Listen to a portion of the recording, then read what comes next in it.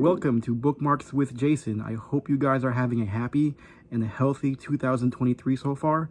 Before I get started, I just wanted to say thank you to all the people who viewed my content and subscribed to my channel.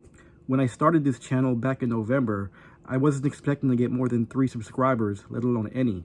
So to have more than 10 as of this recording is truly a blessing. I hope you guys stick around, and I promise to keep working on improving the quality of my content. And with all that said, let's proceed with my top 15 reads of 2022. Last year, I read a total of 35 books, not including manga or graphic novels, and it's also the first time I became a constant reader. And I wish I would have been further along my reading resume, but hey, it's never too late to get started. At number 15, I have The Rendezvous with Rama, published in 1973 and written by Arthur C. Clarke. The story centers around a massive cylinder-shaped object that enters the solar system and hovers over the orbit of Jupiter.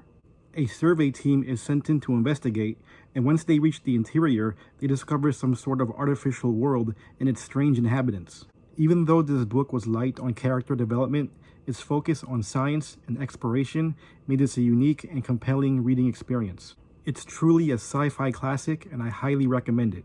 It's also been reported that Denis Villeneuve, director of Dune, has a movie adaptation in the works. I can't wait to see how his interpretation of Arthur C's vision translates to the big screen. And at number 14, I have The Troop, published in 2014 and written by Nick Cutter. This story follows 5 boys and a scoutmaster who go on a camping retreat in a tiny remote island called Falstaff Island in Canada.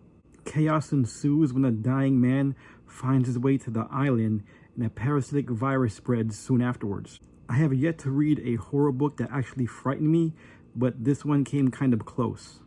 I felt an overwhelming sense of doom and despair throughout the story, and some of the things that happened were pretty disturbing. Overall, I found this to be a fun page-turner of a read, and if you're a fan of body horror and Stephen King, who actually has high praise for this book, this should be right up your alley. At number 13, I have The Haunting of Hill House, published in 1959 and written by Shirley Jackson. This book did not scare me at all. In fact, I found it to be tamer than the title suggests. I found it to be more of a psychological thriller than a horror story, but that's not a bad thing. What grabbed me was Shirley Jackson's writing style and the way she developed her characters.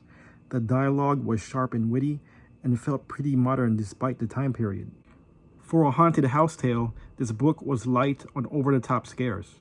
I still found it enjoyable for being an atmospheric and character-focused story. Shirley Jackson was truly a gifted writer, and I look forward to reading more of her work. At number 12, I have The Princess of Mars, written by Edgar Rice Burroughs. It was serialized in 1912 and published in 1917. This is the first book in the John Carter Barsoom series, and if you're not familiar with Edgar Rice Burroughs, he was one of the icons of pulp fiction, fantasy, and sci-fi. It's basically the godfather of all things space opera, and influenced everything from Star Wars to Dune. I really enjoyed this book despite some controversial elements that wouldn't fly today. It is a product of its time period, and I think it actually adds a sense of realism to John Carter, some random guy from the Civil War era who ends up on Mars. At number 11, I have Stormfront, written by Jim Butcher and published in the year 2000. It's the first book in the Dresden Files series. It centers around a man named Harry Dresden, a private investigator and wizard. This was actually the last book I read in 2022, and man did I end it with a bang. All year I kept seeing all these videos on YouTube talking about how great this series was, and for some reason I kept brushing it off. Prior to this, I had no interest in reading anything urban fantasy, but Stormfront may have opened the floodgates for that. At number 10, I have Elantris, published in 2005 and written by Brandon Sanderson. I absolutely devoured this book. Some fans claim this to be the weakest in the Cosmere novels. I don't see why. It has everything I like in a fantasy story, from the political intrigue, strong protagonists and antagonists, great world building, a unique magic system, and a nice balance of action that doesn't feel overdone. The story of Elantris reminds me of theories on the lost city of Atlantis, and I wonder if Brandon Sanderson borrowed some ideas from this. Overall, I really enjoyed Elantris, and I can't wait to dive into the rest of the Cosmere novels.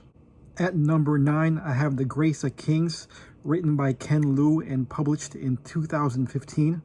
It's the first novel in a 4-book Dandelion Dynasty series. It's a fictional reimagining of the founding of China's Han Dynasty with some light fantasy elements. Patrick Leo and Jimmy Nuts put out some videos on their channels that really sold me on this series, so special shout out to those guys. It's definitely epic fantasy at its finest, and Ken Liu's writing style is superb. Despite all that, this series is still highly underrated, even though it's had some recent buzz from the booktube community. The Grace of Kings is easily one of the best fantasy books I've read, and apparently the rest of the series gets even better, which I'm having a hard time imagining. Definitely go check it out. Taking up the number 8 spot, I have The Blade Itself, published in 2006 and written by Joe Abercrombie. This is the first novel in the first Law trilogy, and what a fantastic debut it was. Book 1 doesn't have much in the way of a central plot.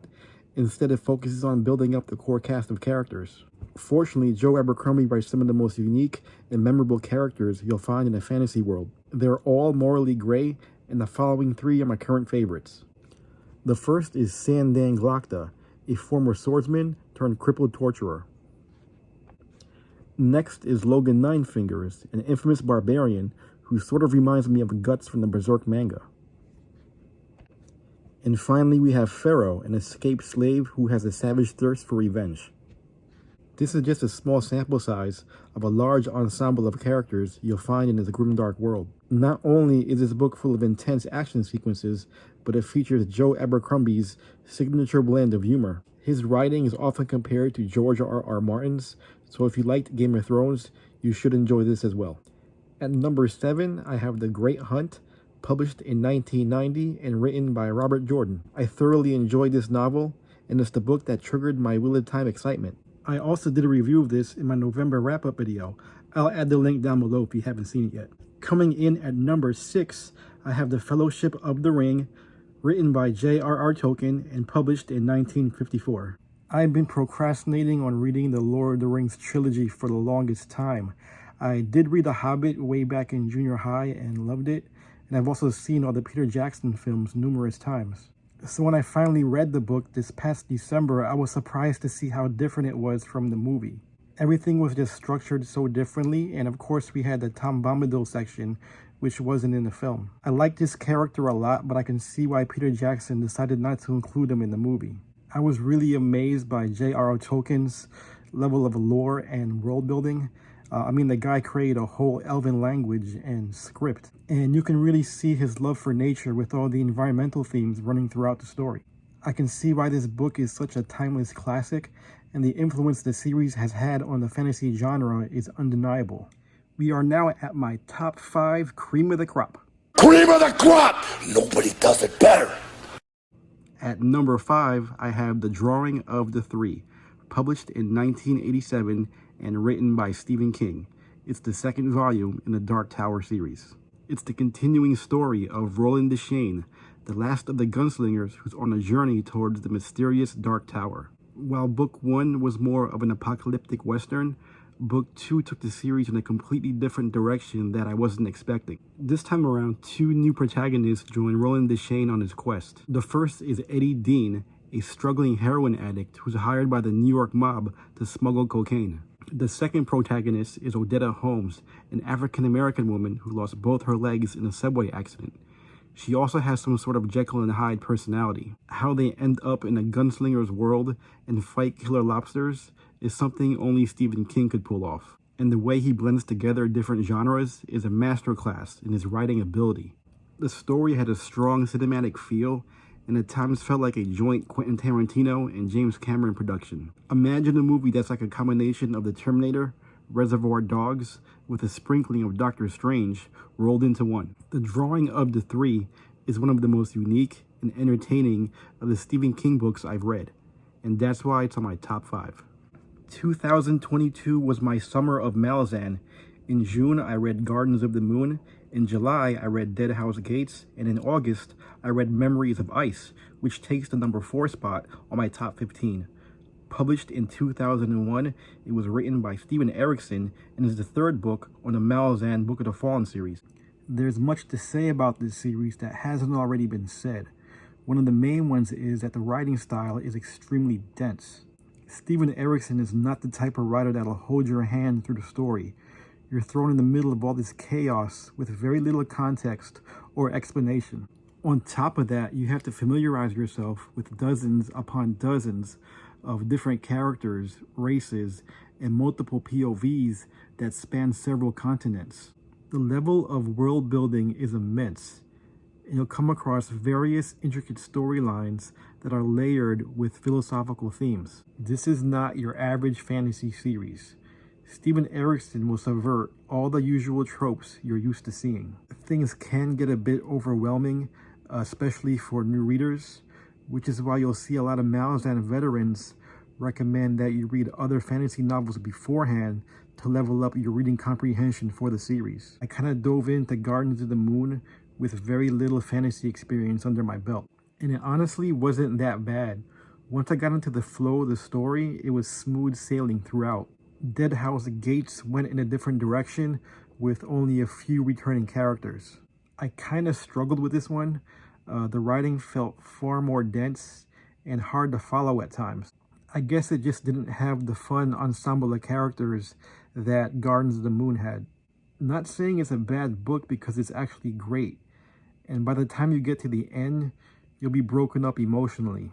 Memories of Ice took all the best aspects of Gardens of the Moon and Deadhouse Gates and took it to a whole new level that I wasn't expecting.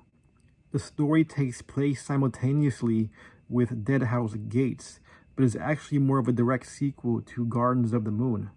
I was happy to see a return of some of my favorite characters from book 1, and we're also introduced to some new protagonists and antagonists who play a major role in the story. All of the foreshadowing and build-up from book 1 and 2 pay off in a big way in Memories of Ice. I've never read anything of this scale and magnitude, and it easily replaced Gardens of the Moon as my favorite fantasy novel. These 3 books took a lot out of me and left me exhausted to the point where I had to take a break from the series. Memories of Ice is a masterpiece of both high fantasy and literature. Coming in at number 3, I have The Picture of Dorian Gray, published in 1890 and written by Oscar Wilde. It's his only published novel. This could be one of the most provocative books I've read so far. It's a gothic psychological thriller that takes place in Victoria-era London. The story begins when an artist named Basil Hallward paints a portrait of our main character, Dorian Gray. Infatuated by his good looks, he realizes his potential as an artist and considers this painting his greatest masterpiece. Dorian soon meets Basil's friend, a man named Lord Henry, a self-indulgent aristocrat who influences Dorian Gray to seek a path of self-indulgent hedonism. From there, our main character heads down a rabbit hole of deranged narcissism to the point where he starts ruining the lives of the people around him, leading to tragedy and murder. The book was controversial upon release due to some suggestive homoerotic behavior between the male characters. Homosexuality was classified as a crime in England during that time period. Oscar Wilde, who was homosexual himself, was later arrested and sent to prison on charges of committing acts of gross indecency in public. His career suffered heavily afterwards, and is probably the reason why he never released another novel. One of the major themes in this book is the superficial nature of society that prizes beauty above all else. We see the loss of morality along with the dehumanization of Dorian Gray, who viewed his youth and beauty as almost godlike. This book was way ahead of its time for something written in 1890. Many of the societal issues in the Victorian era are still upon us today. We currently live in a society where narcissism has almost become the norm, where people are obsessed with becoming Instagram and TikTok stars and have no hesitation in shaming another person's physical appearance. Mental illness has also been on the rise, and what's happening to many of our worshipped celebrities is a good reflection of that, which makes The Picture of Dorian Gray the perfect character study on the human condition. And at number 2, I have another Gothic classic, the original 1818 text edition of Frankenstein, written by Mary Shelley. I read this back in October for spooky season, and it helped open a door for me to read other classics such as The Picture of Dorian Gray and The Turn of the Screw. I was surprised to see how different the original version of Victor Frankenstein's creation was. He's nothing like the slow, block-headed monster we all know from the Hollywood films. In fact, he's actually intelligent, articulate, and extremely cunning. I don't think he was even given a name. Victor Frankenstein was the guy who created and chose to abandon him, so you can call him the son of Frankenstein. So he basically tries to play God and ends up being a deadbeat dad. And the ramifications and how this affects Frankenstein's creation ends up in tragedy. And in some ways, you can even say that the story ends up being a tale of revenge. And by the end of the book, you'll be asking, who's the real monster? There's many other underlying themes scattered throughout the story. And it's amazing that Mary Shelley only wrote this when she was 18. It's a true masterpiece. And taking first place for my favorite book read in 2022 is 11/22/63. Published in 2011 and written by Stephen King. Okay, so this book was the gateway drug that triggered my whole reading addiction. Because of this, I've read more books in a single year than I have in my whole lifetime.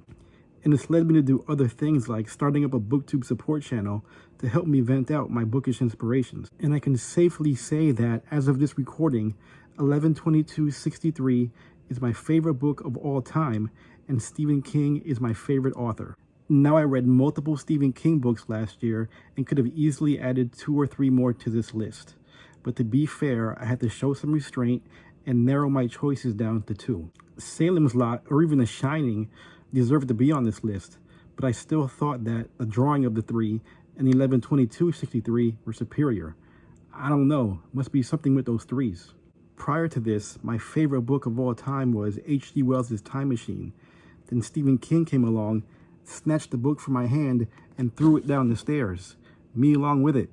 And that wasn't necessary, because after reading the first page, I automatically knew that this book was something special. It's the perfect book from start to finish, and I was fully engaged on every single page. One of the main reasons why I started this channel was just to do a video on this book. And I've actually been working on it since day one, but I can't seem to get it right, so I keep scrapping it and starting over. A perfect book deserves a perfect reaction. So that concludes my top 15 reads of 2022. I'm sorry if my 11/22/63 reaction turned more into a raving rant rather than a breakdown, but I'll keep working on getting that full video done. As for 2023, my plan is to get through more of the essential reads. I recently finished The Assassin's Apprentice by Robin Hobb, and I'm currently halfway through Tigana by Guy Gavriel Kay. So what were some of your top reads for 2022? Let me know down below in the comments. And of course, as always, hit that like and subscribe, and I'll catch you guys on the next page.